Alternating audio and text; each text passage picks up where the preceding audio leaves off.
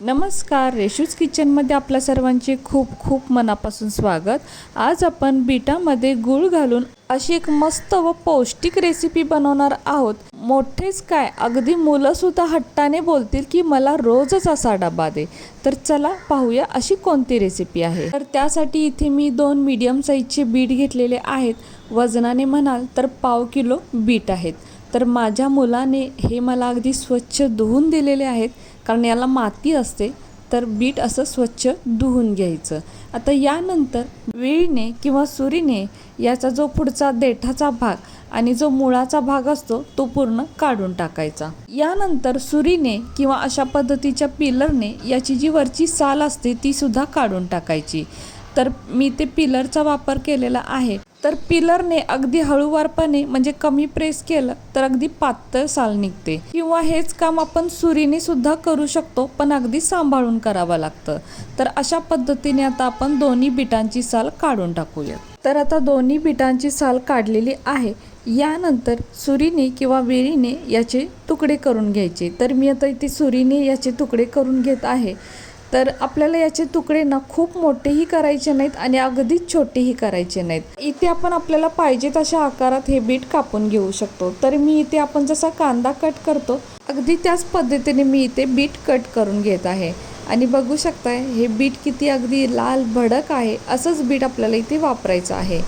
तर हे पहा, अशा पद्धतीने मी इथे बीटाचे तुकडे करून घेतलेले आहेत। आता याच पद्धतीने आपण दोन्ही बीटाचे तुकडे करून घेऊयात। इथे बीट खिसून जरी घेतलं तरीही चालेल।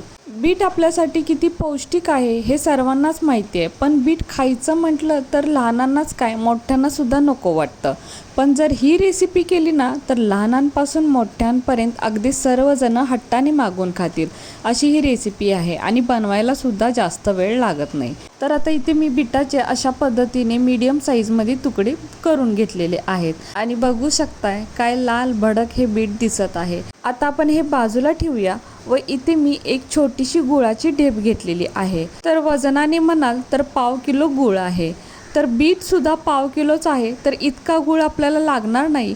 निम्म्यापेक्षा थोडासा जास्त गुळ आपल्याला इथे वापरायचा आहे, किंवा अर्धा गुळ वापरला तरीही चालेल। पण थोडंसं जास्त गोड आवडत असेल तर अर्ध्यापेक्षा थोडासा जास्त गुळ घ्यायचा। अर्ध्यापेक्षा कमी वापरला तर ते कमी गोड होईल। तसेच गुळ आपण इथे खिसून सुद्धा घेऊ शकतो, किंवा गूळ पावडर सुद्धा वापरू शकतो। आता निम्म्यापेक्षा जास्त गूळ मी इथे चिरून घेतलेला आहे, बाकीचा ठेवून देऊयात। आणि हा चिरलेला गूळ सुद्धा आपण साईडला ठेवून देऊयात। यानंतर इथे एक मिक्सरचं भांडं घ्यायचं व यामध्ये आता आपण बीटाचे तुकडे करून जे ठेवले होते ते टाकायचे। तर मिक्सरलाच बीट लावायचं होतं, म्हणूनच म्हटलं होतं की जास्त बारीक करण्याची गरज नाही, आणि जास्त मोठेही ठेवू नका म्हटलं होतं, नाहीतर काय होतं ते मिक्सरला सुद्धा जड जातं। म्हणून असे मीडियम साईजमध्ये तुकडे करून घ्यायचे। आता यामध्ये अजिबात पाणी न घालता यावरती झाकण ठेवून हे मिक्सरला चांगलं बारीक फिरवून घ्यायचं। तर हे पहा, पाणी न घालता जितकं आपल्याला हे बारीक करता येईल ना तितकं हे बारीक आपल्याला मिक्सरला करून घ्यायचं आहे। तर मी तुम्हाला चमच्याने सुद्धा दाखवते। तर हे पहा, अगदी जितकं बारीक होईल तितकं करून घेतलेलं आहे। आता हे आपण बाजूला ठेवून देऊया। यानंतर गॅसवर एक कढई ठेवायची। तर मी इथे पॅनचा वापर केलेला आहे। आता पॅन थोडासा गरम झाला की यामध्ये अगदी चमचाभर तूप घालायचं। तुपाऐवजी आपण इथे तेलाचा सुद्धा वापर करू शकतो, किंवा नाही घातलं तरीही चालेल। आता तूप थोडे गरम झाले की यामध्ये मिक्सरला बारीक करून घेतलेलं बीट घालायचं व बीट या तुपामध्ये चांगलं परतून घ्यायचं। गॅसची फ्लेम आपल्याला इथे बारीकच ठेवायची आहे। तूप घातल्यामुळे याची टेस्ट अजून वाढते, म्हणून तुपाचा वापर केलेला आहे। तर बीटामध्ये लोह, फोलेट आणि व्हिटॅमिन सी असतं, त्यामुळे रक्तनिर्मितीस मदत होते। म्हणजे काय, तर अंगातील हिमोग्लोबिन वाढते।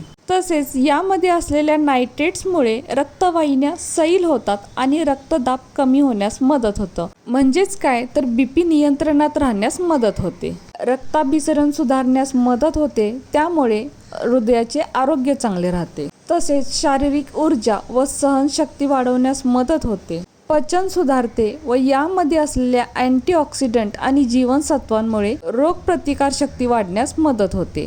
तर आता बीट 1 मिनिट भरासाठी मी इथे चांगलं परतून घेतलेलं आहे। त्यानंतर आपल्याला इथे गूळ घालायचा आहे।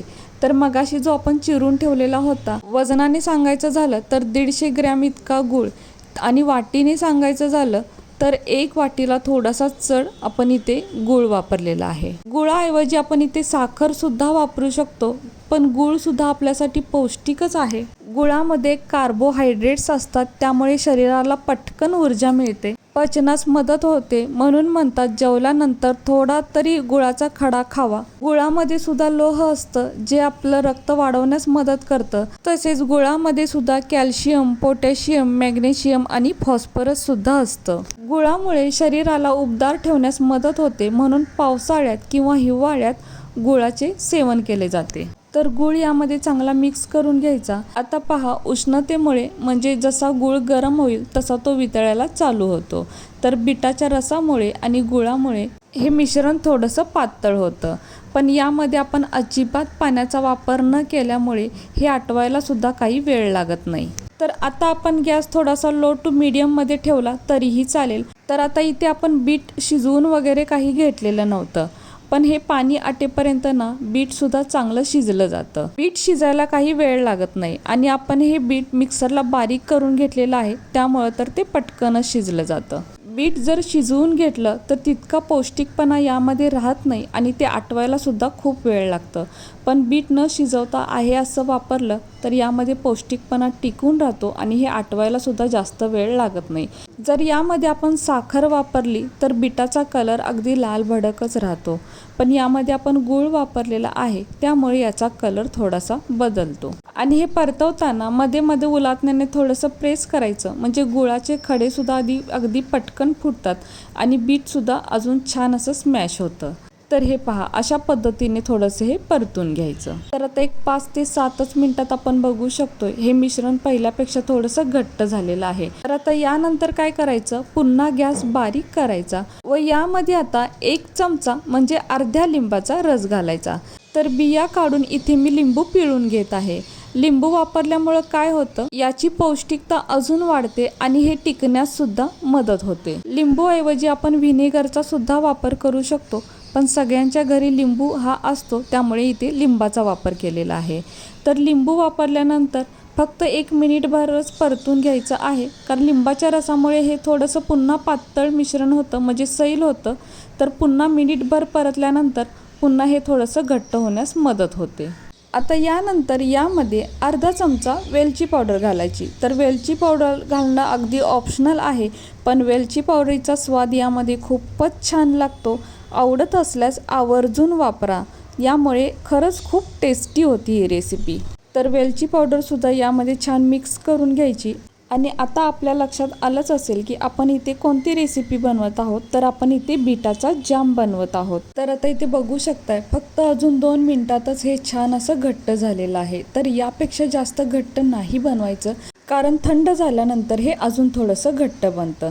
तर आता आपण गॅस बंद करूयात आणि थंड होईपर्यंत हे असंच बाजूला ठेवून देऊयात.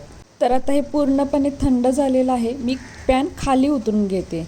तर हे पहा, हे अजून थोडंसं घट्टसुद्धा झालेलं आहे आणि कलरसुद्धा थोडासा बदललेला आहे. जर साखर वापरली असती किंवा खडी साखर वापरली असती तर कलर थोडासा लालसर राहिला असता, पण आपण इथे गुळाचा वापर केलेला आहे. आता यानंतर आपण एका सर्विंग बाउलमध्ये हे थोडंसं काढून घेऊयात. तर बघू शकताय, आपला इथे बीटाचा जॅम तयार झालेला आहे.